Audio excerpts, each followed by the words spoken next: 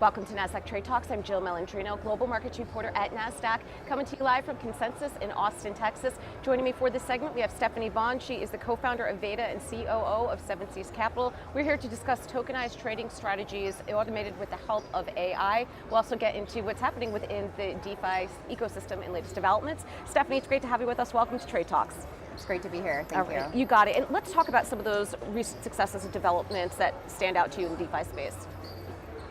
Some recent developments, I'd say, are really a lot of infrastructure that's come into the space, and just one of those is our technology, Veda, I'd say, which allows easy access for anybody that wants to access the new DeFi markets, as more complex primitives come on board as well. So tell us more about Veda. Where do you sit within the DeFi ecosystem, and how are you approaching AI in terms of enabling some of these strategies? So Veda is a modular system, so it's easy not only to connect to the different primitives, but strategists connect and can use AI in order to access different primitives from their strategy, however it works. And it provides a seamless access to the user, so they really don't know or don't see exactly how the AI is working. They could, but enjoy all the same on-chain benefits that DeFi provides. So what makes Veda's approach unique or different? How does it stand out within the ecosystem? Tell us more about your approach. So Veda provides very easy access in order to get any real primitive. So there'll be different market makers in DeFi, like Uniswap. There'll be different new trading strategy or new companies like Pendle that allows you to do yield trading.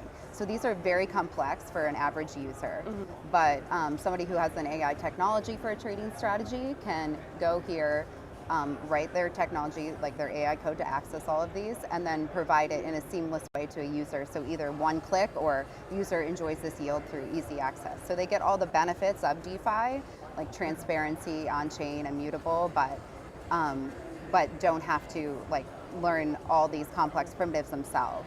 So basically you're solving the problem of fragmented liquidity and data so that it is a more seamless experience for the end user is what you're looking to do. And then you're also offering exposure to yield beyond the Ethereum ecosystem. So the yield comes out of the different strategies that people can run. So you can access yield from all of these different, we have 12 different products right now powering.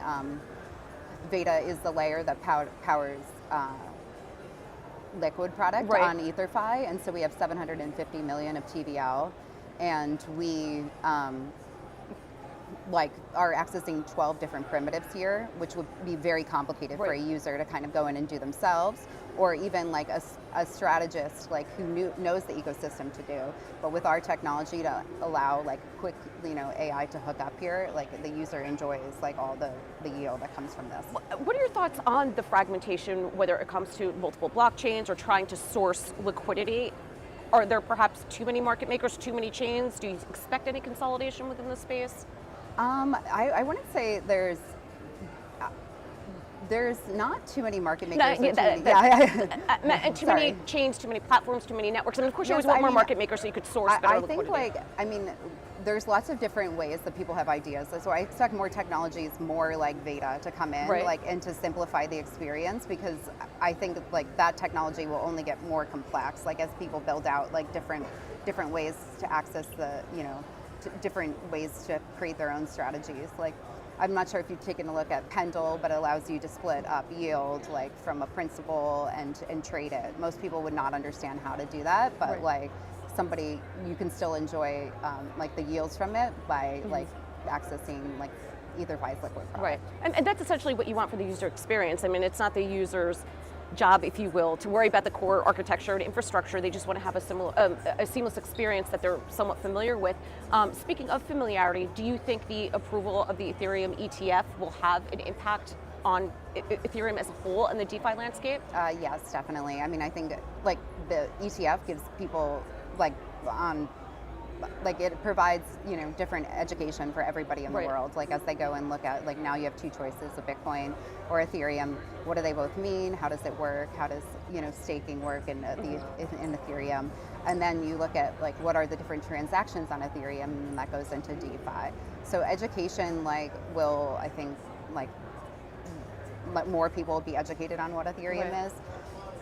Veda sort of does the same thing, not through an education, but allows like easy access, like an ETF does into like crypto in general. Veda does for the DeFi markets. All right, Stephanie, appreciate the insight. Thanks for joining us on Trade Talks, and thanks for joining me from Consensus. I'm Jill Malandrino, Global Markets Reporter at Nasdaq.